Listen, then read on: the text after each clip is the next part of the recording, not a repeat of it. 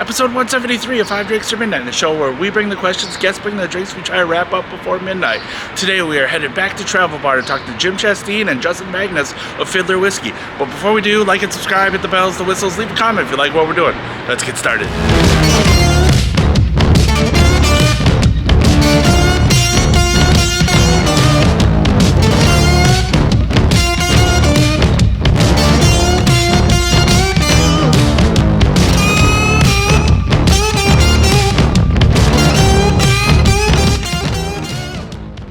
Jim, thank you so much for joining me. 5 drinks or midnight, 5 drinks, 5 questions, midnight, whatever comes first. Thank you guys so much for joining me at Travel Bar. How you guys doing today? You're doing well, man. We came a long way. I was going to say, how was the flight in? So, this is... Guys flew in from Atlanta just this morning, so, this is amazing. So Justin has not seen an airport in 26 years. And I thought this was my first time north of the Mason-Dixon line, but it turns out it's not. Okay. Yeah, my granny, my dad's mom, my granny, she was born in Ireland. She was very devout Catholic, and she did relief work she was like an activist, and she helped people who were being persecuted in the Cultural Revolution in China. Okay. Resettle here, refugees. Okay. And apparently one of them, they lived with her, and apparently one of them needed to get to New York. And so he got in my parents' jalopy, and we drove him to New York when I was like 2. All right. And then drove home right away. So you're all in here. When I was lost over here, you should have been home. I know. I basically am from here. Fucking love it. All right, well, what are we drinking first? All right, so this is Fildler Soloist. And what kind of whiskey do you normally like the most? Whatever's in my hand. All right, this will be in your hand. Yeah. So Fildler Soloist is is one of my babies. This is not your standard bourbon. It is double copper pot distilled.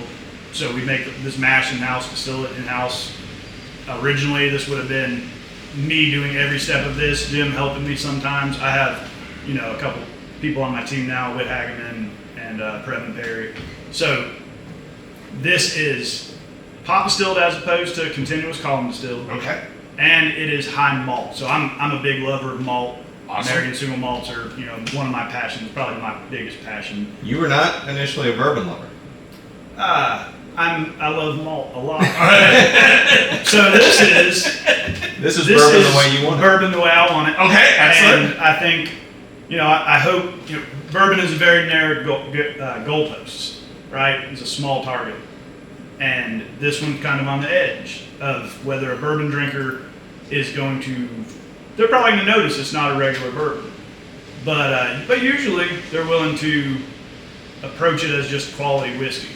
And some single malt drinkers as well, they can be a little more picky. Awesome. This is also a 4 grain, which is one of the ways we get people to at least try, because you have a lot of bourbon drinkers that just want to try 4 grain bourbon right now.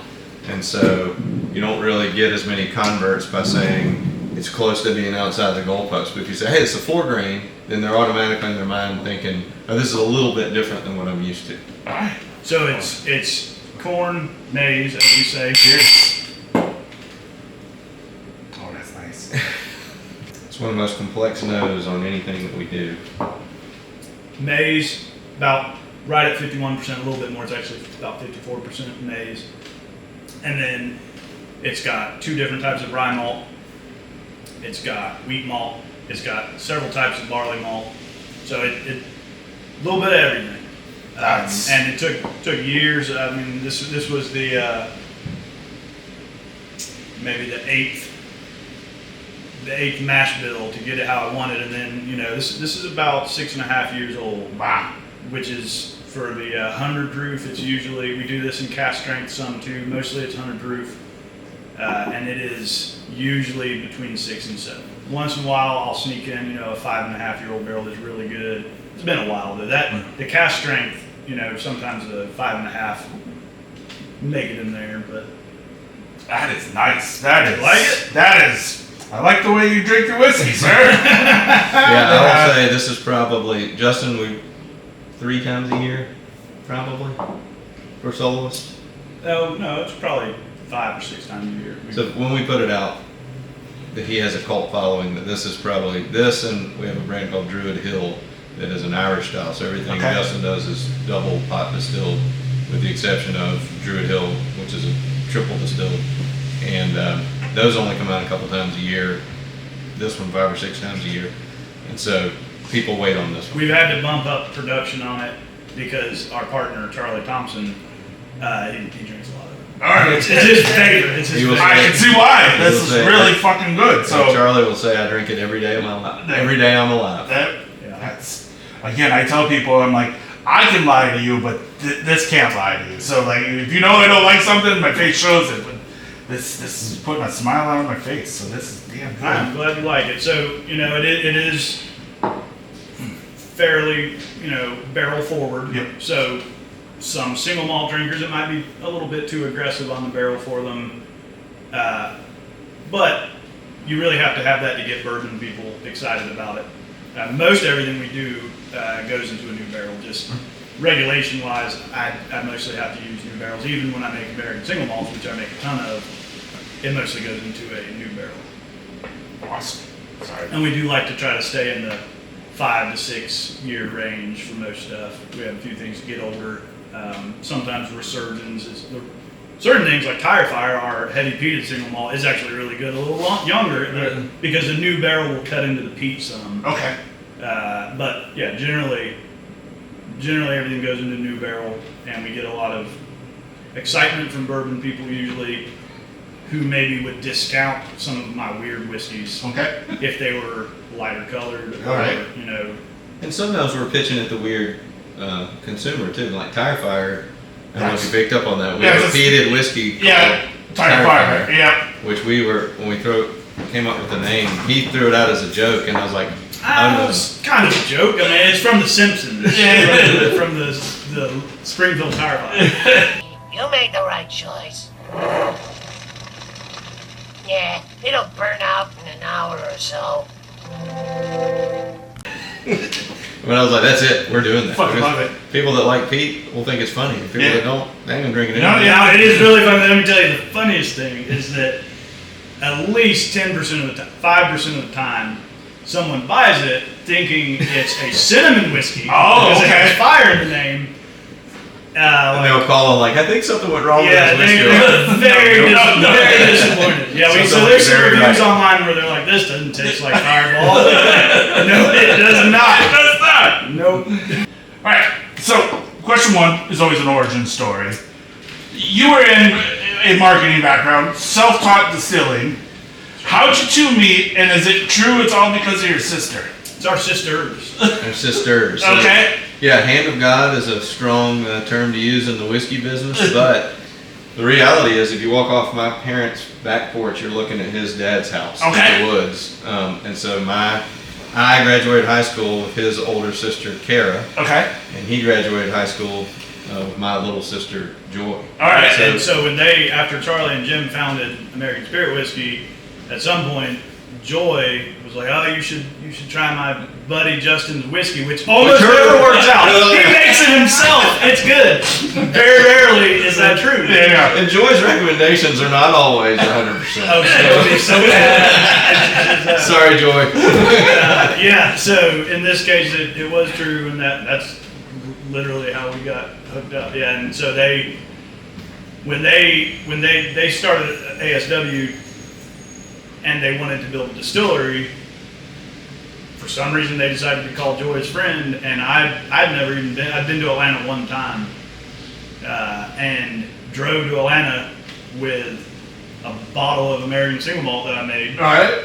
And No paper, on my no paper farm. resume, nothing like it. paper resume, and just my resume was my. Well, that's perfect. That's our mash bill #1. That's what our first single malt we made there. The Hubble mashes he was talking about. That's what that was. Which is now a single malt we do called Burns Night. Basically, Yep. the same. It's almost exactly the same that he came, that was his liquid Nice. resume. And he said, when we sat down, it was going to be a consulting arrangement.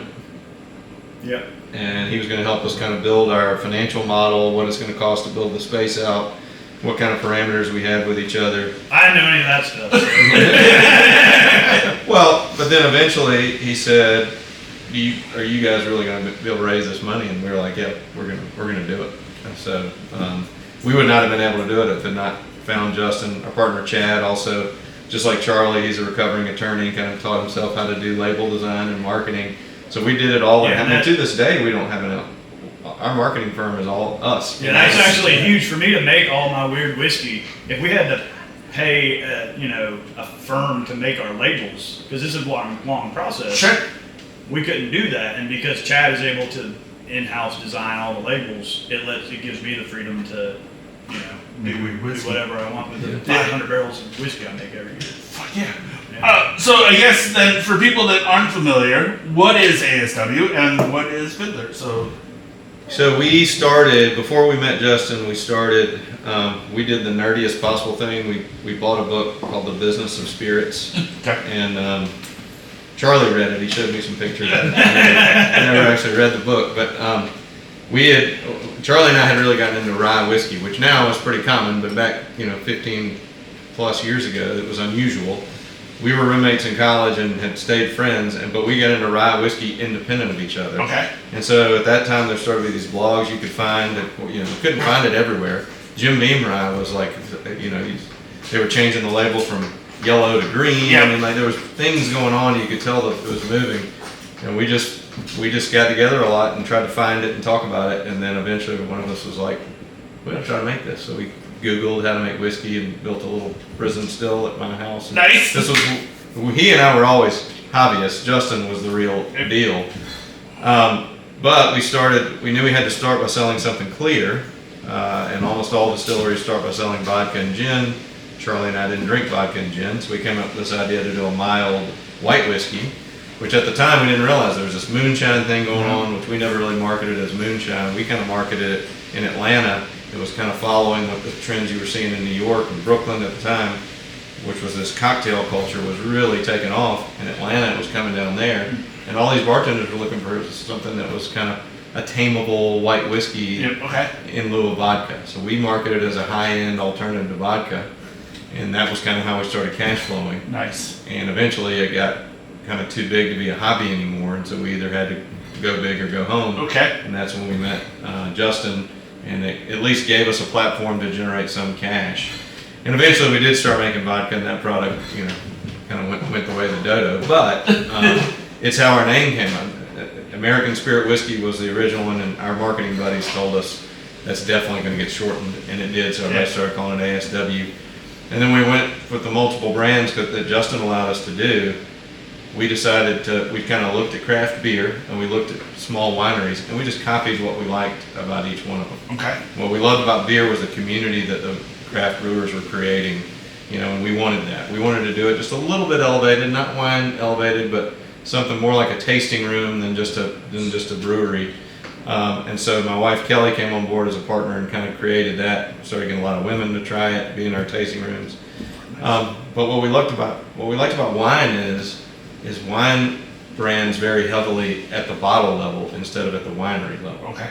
And so our idea was take this ubiquitous sounding name, we changed it from American Spirit Whiskey to American Spirit Works, and we decided not to do an ASW bourbon and ASW vodka. We did all, if you look at all of our brands, they're all cousins but not brothers and sisters. Gotcha. And so that we can have these different brand identities, and like some markets we come with Fildler primarily and maybe later on some of the craftier stuff. In other markets, maybe all crafty stuff with an occasional Fildler in there. And it allows us to be a little bit more versatile in the way we attack markets. Awesome. And then you were a home brewer or distiller? Yeah, essentially, yeah. So in Allegedly, yeah. The statute of libations has run out.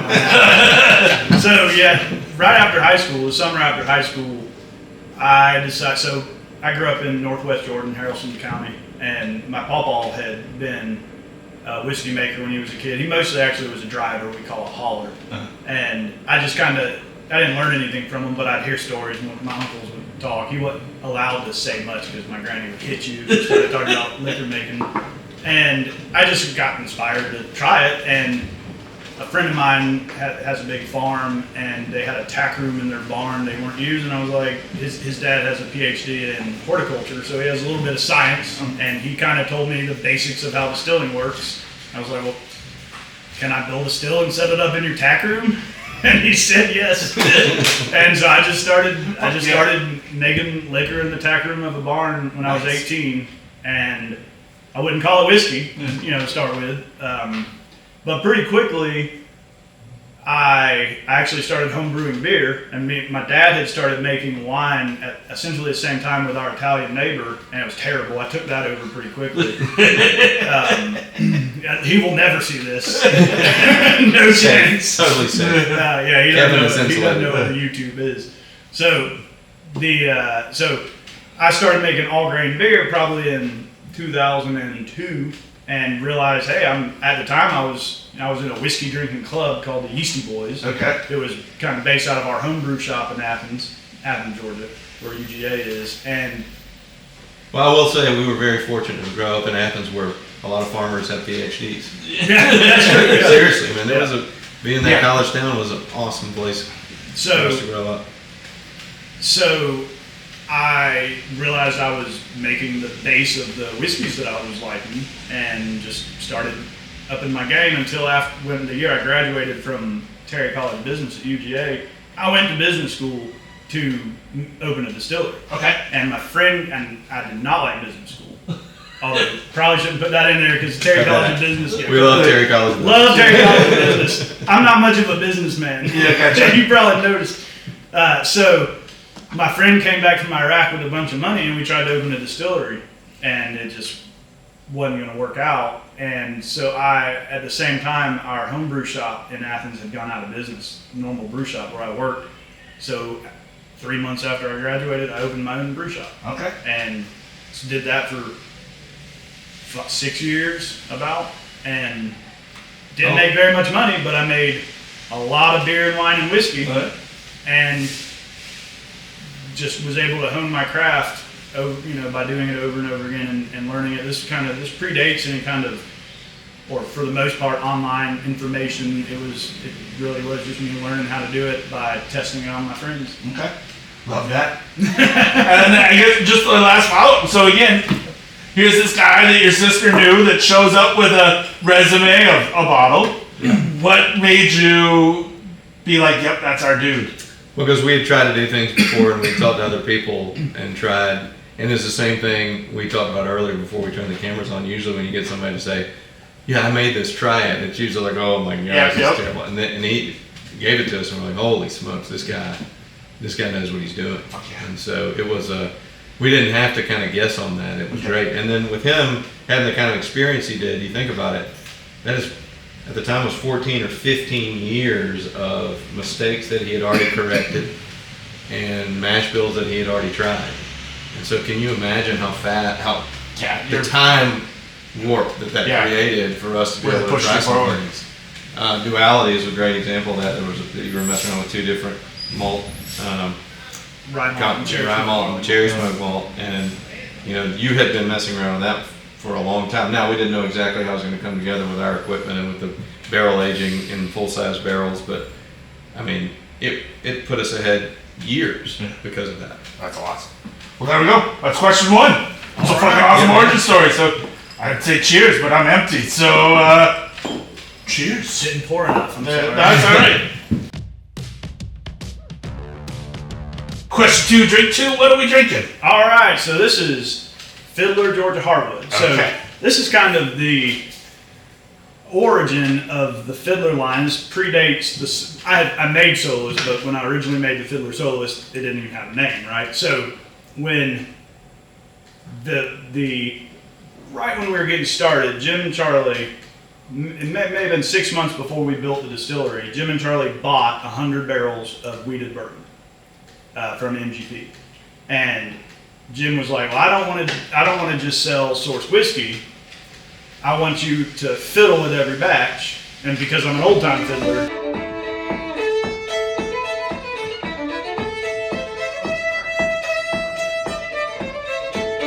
it kind of had a double entendre. Okay. Yeah. And And we'll call it Fildler. And I was like, I don't know, fiddlers are not that cool. But it didn't make sense. So this was kind of one. There you go. So yeah, this is, I think it was the first in the Fildler line, and basically this is 45% high wheat MGP juice. Okay. So it's sourced.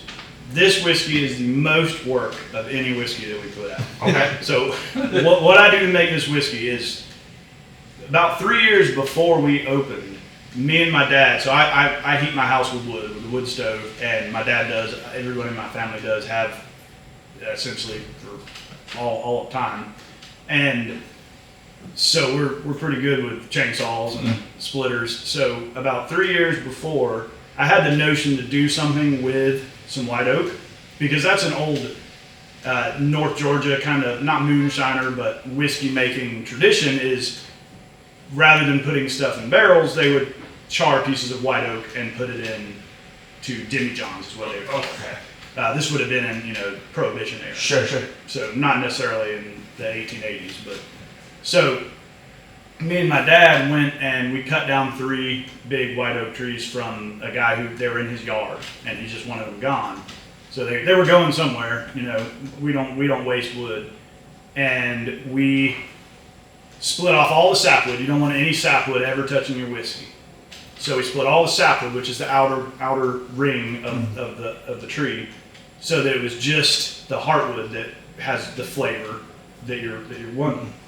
And we split that down into slabs, and I stickered that and aged it on my farm for, before we used it, 4 or 5 years. And that's traditionally how you process oak, is you want it exposed to the weather, so it's the sun is concentrating the flavors, and the rain is leaching out tannins.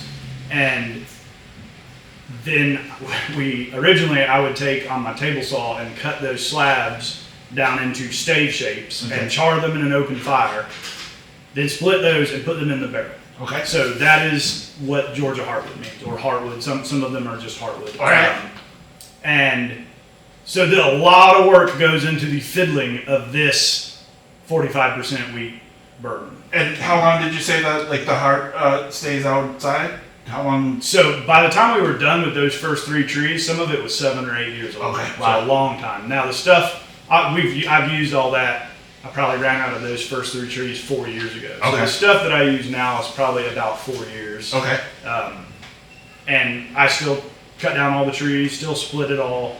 Now I don't do the sawing and charring anymore because I did get old and can't do every single thing. Yeah, he was having a hard time because we originally it was on the potbelly stove or over an open flame. I did it on the wood stove one time for a video, but Yeah. no, I usually did it outside over. But he was twisting his arm, Yeah, and I got heartwood elbow. It was probably the fiddling that did it. But Yeah. it was repetitive stress injury, but We'll blame the wood. yeah, we'll blame the hardwood. That could have been a workman's comp claim. let's just move on. These questions. Move on with these questions. And it is cast strength. It's pretty much always bottled in cast strength. Very nice. Here. Yeah. And this one is 58.9%. That's about right down the middle. Right. No, it's an oak bomb. It's like the IPA of bourbons. Oh, I like that. If you don't like really, really oaky bourbon or whiskey in general, it is not going to be your favorite. But we have a lot of people in the South, especially, where I love whiskey from a used barrel. My ideal whiskey is probably 16 or 18 years in a used barrel. Okay. We can't do that anyway in America. It's just most of the time, once in a while, we'll send a label. Every label we do has to go to TTB and get approved. Most of the varieties of whiskey we do require being put in a new barrel. Sometimes I'll put in the description, I'm going to put it in new and used barrels, and they won't pay attention, and they'll say okay, and then other times not. So for the most part, we have to use new barrels. Okay. Like I said before. But we don't have 16 years to wait anyway.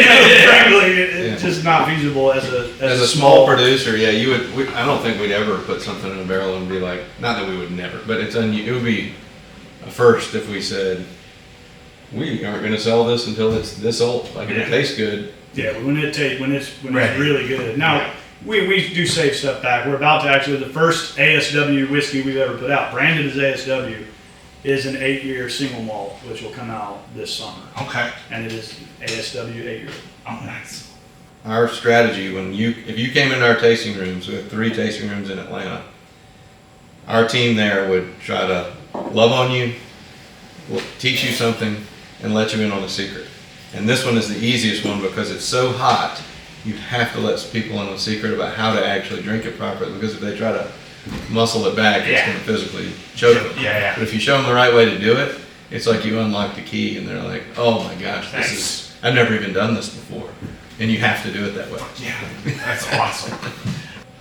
So you guys were the first grain to glass people in Georgia, right? Not in Georgia. Not in Georgia, in Atlanta. Oh. Grain to glass in Atlanta for sure. In Atlanta. Okay. Well then, sorry. Well, I will fire my researcher. So.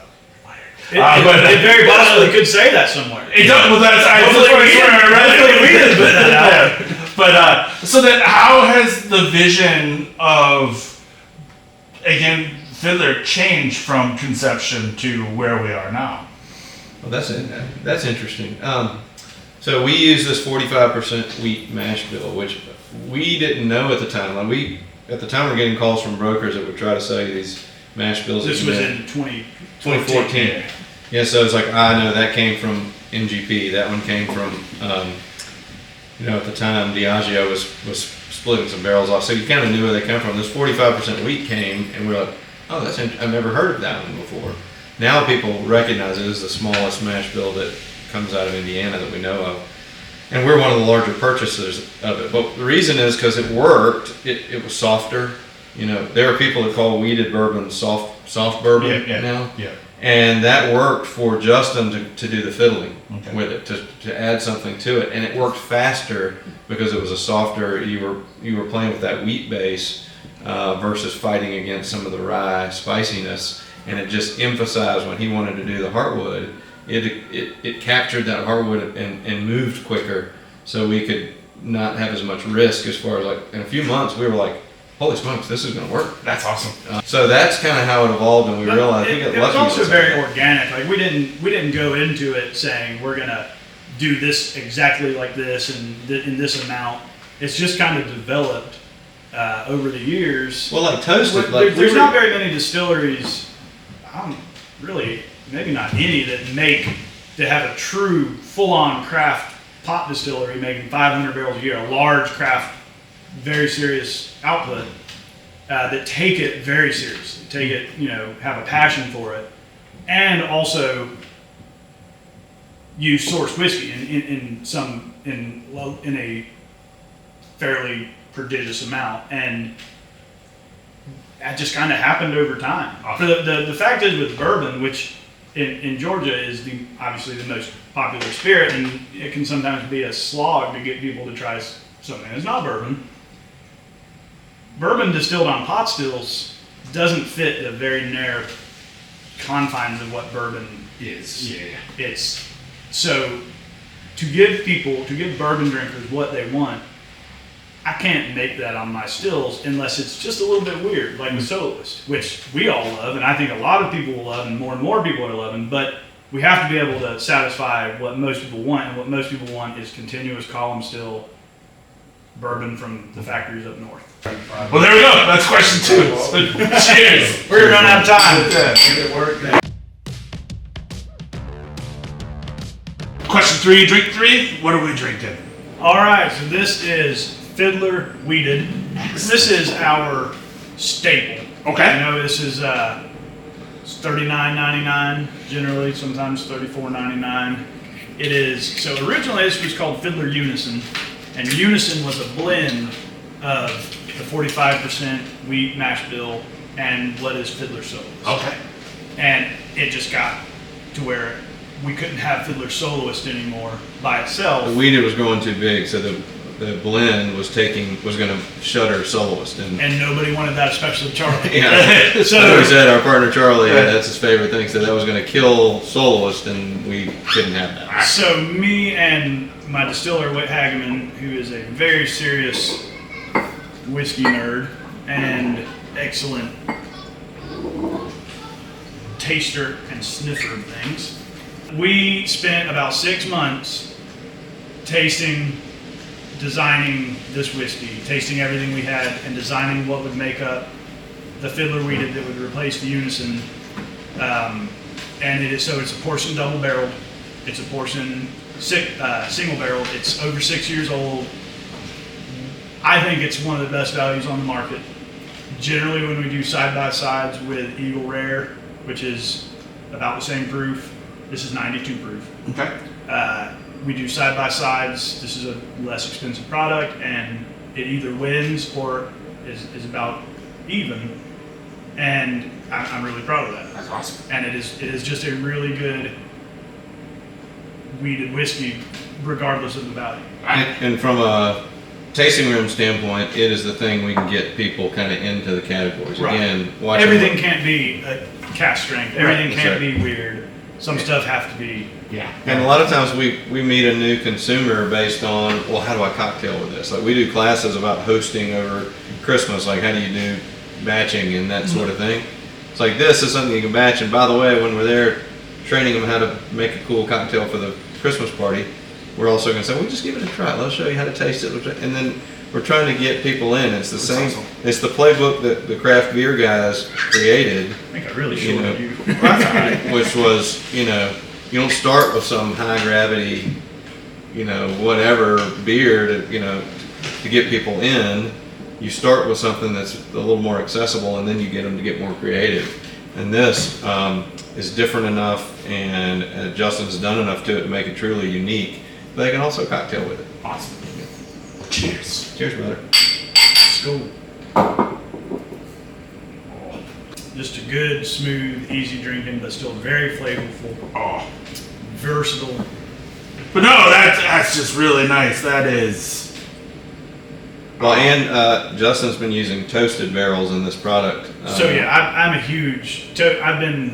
I wanted to use toasted barrels since 2016, but I couldn't. They were pretty expensive comparatively. They want about $100 extra per barrel to do a toasted barrel. And then when COVID hit, or right around when COVID hit, I had some toasted barrels that we paid extra for.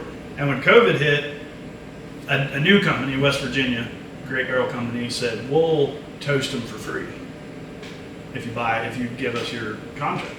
And now a year later, they just made them $100 more expensive. But they got me there. So yeah, I love toasted barrels.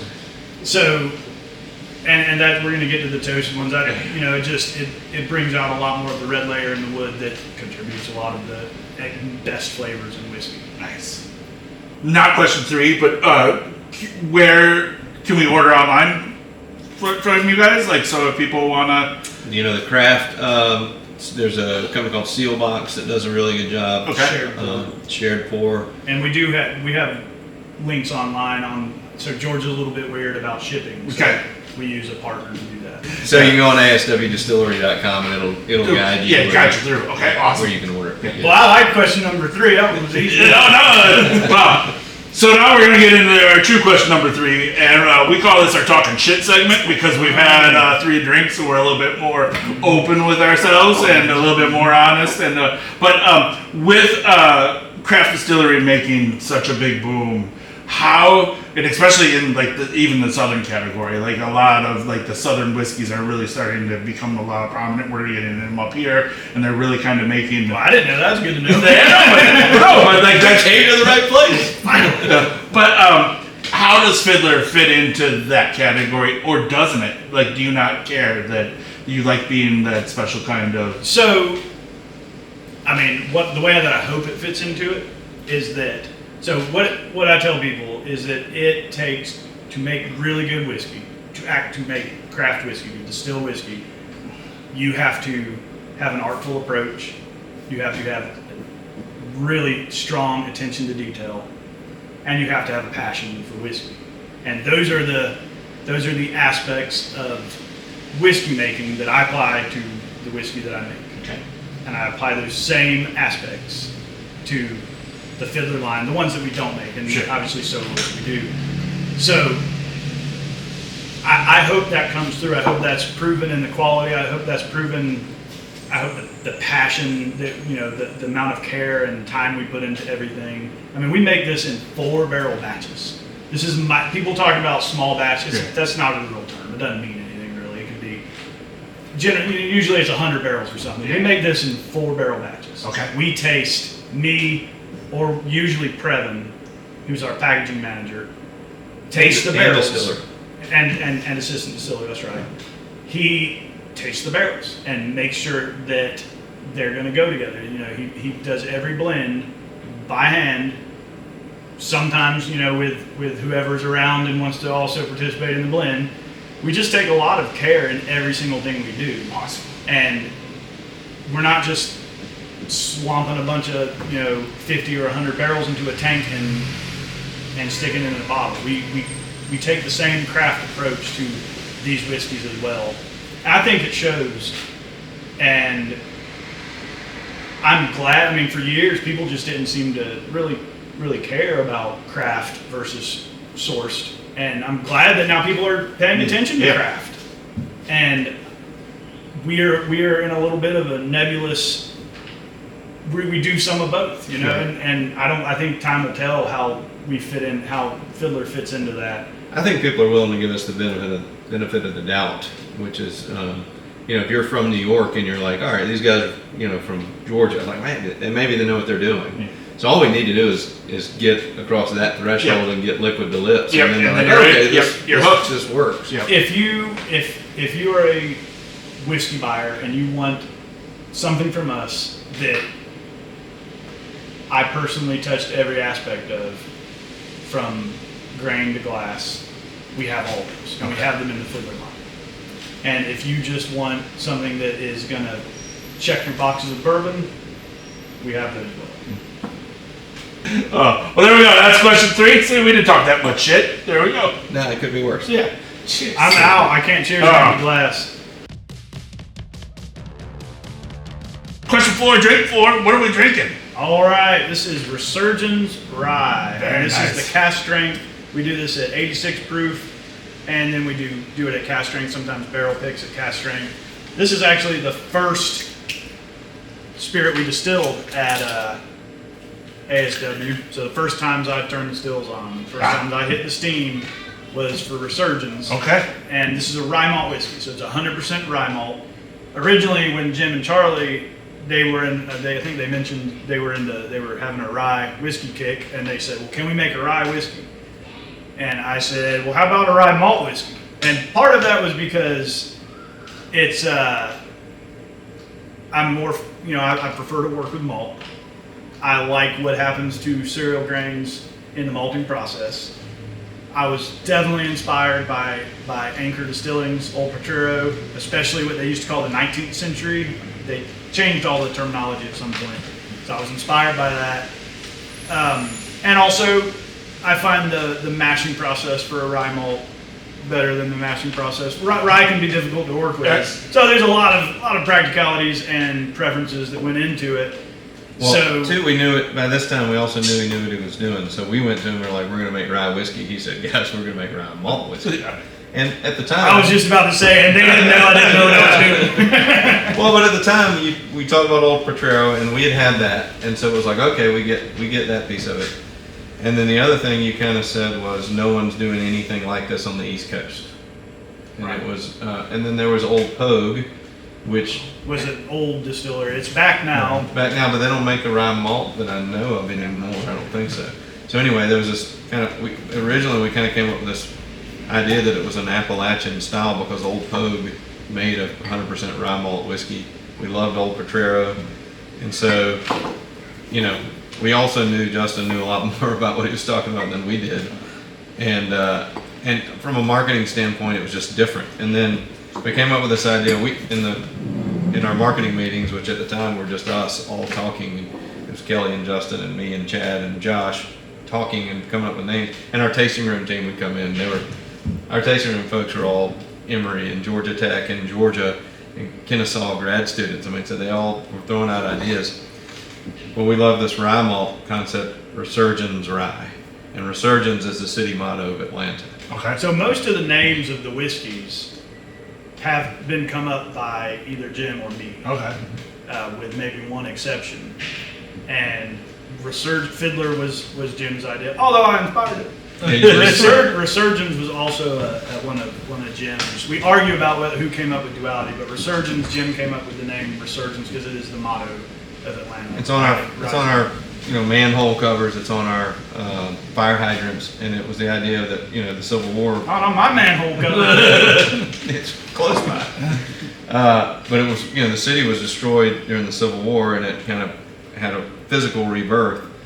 But these days, because the community is so much more diverse, that's one of the few things from that era that has been embraced by the whole community to be more like it's become a socioeconomic resurgence. Atlanta really becoming an economic engine in the Southeast, and the community gets behind that. And if you kind of think about it, our city motto usually has a phoenix on it, which is these days a hawk or a falcon, which is where Atlanta's mascots come from. That's right. Yeah. And my buddy David Hell, who's a super famous tattoo artist now, he was like, well, originally the phoenix was not a hawk or an eagle; it was a rooster in Greek or Egyptian mythology. It was a plumed bird, it's like Harry Potter.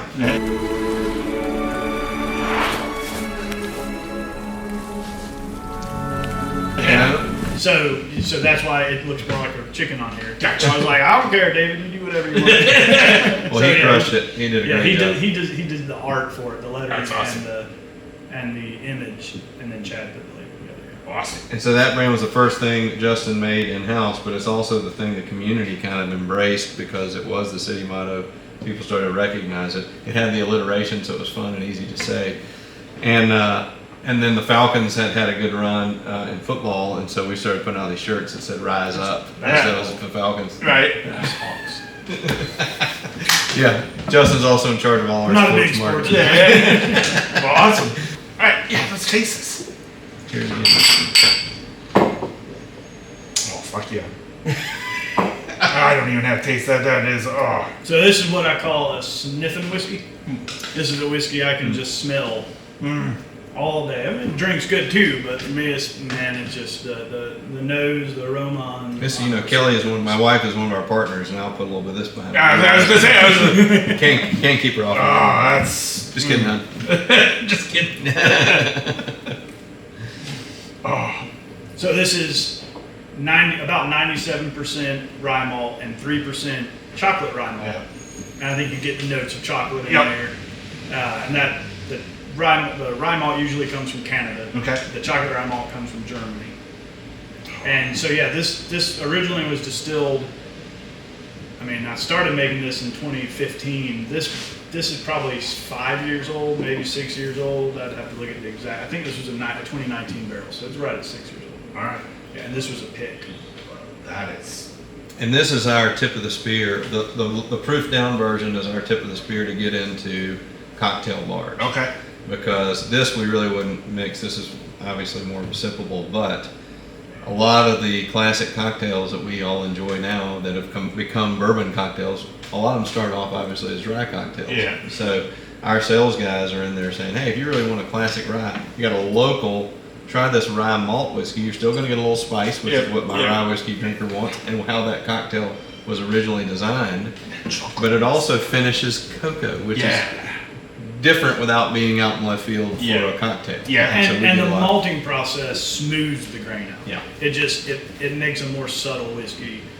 I really like rye malt whiskeys just in general. I like the Amrut he poured me. I like that. Oh, that's so good. To me, it makes a really good, smooth, subtle whiskey. And for my kind of the whiskey that I like to make thick whiskey, and I like to make smooth whiskey.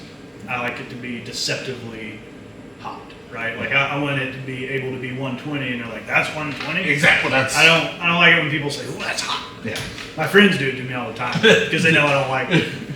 I know a lot of people love all their children equally, but you kind of said this is the one I drink at home. Do you have have like 3? I would say. I was gonna say, do you guys have out of the lineup? Do you have a favorite out of that you would be like, this is my? I mean, I do generally use the line. I love all my babies equally. Yeah. But if you had to nail me down, my Irish style, so half my family is from Appalachia, and half my family is recent immigrants. My dad's mom was born in Ireland. Okay. My dad's pawpaw was born in Germany. So I'm kind of in farming we call that hybrid vigor. Okay. I've got the hybrid vigor. So every time you eat a piece of chicken, you're eating a Cornish rock cross, outcross, right? So a Cornish hen by itself is okay, and a rock hen by itself is okay. But when you breed them together, they get real plump and they can play the fiddle and make really good liquor. And that's me. I've seen them do it. I've seen them do it. I really love Irish whiskey. Yeah. All right. Pure pot still, or what we used to call pure pot still, right? So like my favorite whiskey of all time is the original Green Spot. Right. When you could only get it at Mitchellson's in Dublin. My family would go over there all the time and bring me back bottles. Nice. I have never been there. I intend to go someday. So when they let me do kind of whatever I want generally, and I wanted to make a Irish pot still whiskey. So I do the old-timey triple distillation, which is different than what they're calling triple distillation generally in Ireland now. Yep. There's no column still involved. And I use malt from a little family farm in Ireland who's been growing and malting their own grain for 112 years. The owner came, the fifth generation owner came to the release. This was 6 years ago. I always tell people the whiskey nerdiest thing that I've ever done is we had Justin on the porch playing the fiddle when we released it with this 6th generation Irish maltster signing bottles. Signing I was like, and then it's 30% unmalted. this is Yeah, that's awesome. the twilight zone of whiskey nerdiness. There you go. That one's All right. really close to my heart for There you a go. lot of reasons. And then some of my, I don't, other than that one's close to my heart for maybe sentimental reasons. All right. I love all my. And that's what we drink at home. Kelly's favorite That's Kelly's. is Druid Hill. Okay. She drinks Druid Hill. I usually drink Resurgence or Duality. Okay. Charlie is definitely soloist. Charlie's definitely So, something. awesome. Well, question 4 then. That one question for? No, that was just. Oh, Also, you're cheating. This is like the 3 wishes thing. Did you wish for more wishes? No, you're not allowed to do that. yeah, You can't do that, dude. Oh, well. Again, not looking for industry secrets or anything, but again, just kind of meeting you guys today and drinking your spirits for the first time. What's next for you guys? So Justin, expanding all over the country. Really. yeah, so we've been supply constrained since we started. So Resurgence kind of caught on in Atlanta, the city motto, the community. We were the right place, the right time in the town, and the town really kind of embraced us, which was great. We have 3 tasting rooms in town, and so that actually slowed us down getting out of the state because we are selling a good bit kind of directly in the community. It's a good problem to have. But once we won the double gold with... So this has a double gold from San Francisco. That's a double as gold. does the 86 proof. Okay. And so that kind of got us, and we just didn't have enough inventory. So we couldn't go to a new state knowing that if the tasting rooms were, selling a ton, we'd have to pull it out of a state we just went into. So over the last 3 years, the process has been, really over the last 5 years, I guess the process has been getting enough inventory, getting enough storage. There's this problem in making whiskey where the whiskey has to sit around for a long time. Yeah, write that down. That's actually a big deal. Yeah. As a guy that runs the spreadsheets, I'll tell you, not really spreadsheets. Charlie runs the spreadsheets. The guy that tells me about the spreadsheets. You got 2 guys, 3 guys. I got a guy. Young guy. But yeah, so there's just been a challenge, and so now we have enough inventory to really start getting out of the state. So the next thing is to kind of take this message and it really hasn't been kind of your beer model. Of course, you just kind of grow out of your backyard. We don't really have to do that. When beer We're leaves, surrounded by control states too. so it's a tough neighborhood. Yeah. But number 2, then our product is actually not going bad either. So with beer, you really want to kind of stick close to home because as soon as it leaves the dock, it's going bad. Yeah. Whereas with us, we want a state that is open to new things. This neighborhood feels like, this is the place. And you want a distributor that's, mid-sized typically, but the big ones sometimes give us a lot of attention too, that are excited about it. You want a market that has bars that are willing to let you in to kind of get liquid to lips, preferably package stores that can do a little tasting. That's huge for us is tasting because, we put some good ass whiskey in bottles.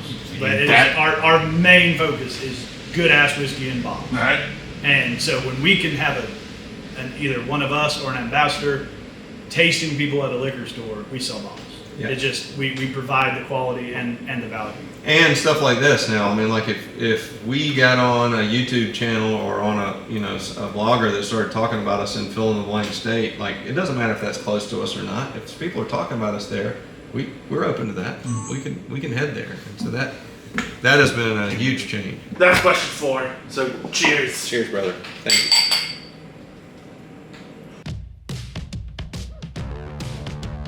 All right, question 5, drink 5, last drink of the night. What are we drinking? All right, so this is toasted rye. Obviously, you know what toasted is. It's been put in a toasted barrel. We do this with a lot of different variety of barrel length. Usually, when we say a toasted barrel, we are saying it's either medium toast or a heavy toast under any char. So mostly char 1, char 3, or sometimes char 4. And all the information is here on the side. This is 7 years old. I can't hardly read. Medium and heavy toast. So this had 2 different. This is a usually 4 or sometimes 5 barrels go into this since it's cask strength. So this had medium and heavy toasted barrels and 2 and 3 chars. This is actually a little bit different. We don't do a lot of char 2. Mostly it's char 1, 3, and then some 4. And then it's got the lengths of time on here as well. So we have toasted finish as short as 2 months and as long as 2 years. And this is right in the middle of 7 months for 60% and 24 months for 40%. So when we're doing tastings, people know us as a somewhat heavy rye house. Even Duality is 50% barley malt, 50% rye malt. So if it was 1% more rye, it would actually be a rye whiskey. So people know us that we have an affinity for malt. For Justin, that's from him, and then we have an affinity for rye, and that. I like that. Well, that came from me too. I'm not going to totally take claim on that one, but you still do have a lot of bourbon drinkers that are a little bit hesitant on rye, or I don't like rye. This one will get to bourbon drinkers. Like seriously, so we may not get them with Resurgence, but we get them in with the toasted rye, and then all of a sudden they're like, okay, and then we can get them back and try Resurgence to get a little bit more creative. But this is kind of our transition. This is the gateway rye. Get This back in. and this one we entered Ascot last year and it got a double platinum. So but the toasted rye, I think we just really love the toasted rye. It is 95.5 rye, and it's always done at cask strength. It's, I would say, one of the most flavorful toasted. I mean, you can look at it. A lot of times, some companies take less than great whiskey and do a toasted finish, or what we call masking, where you do a port finish. That is not what we do. We have plenty of old whiskey.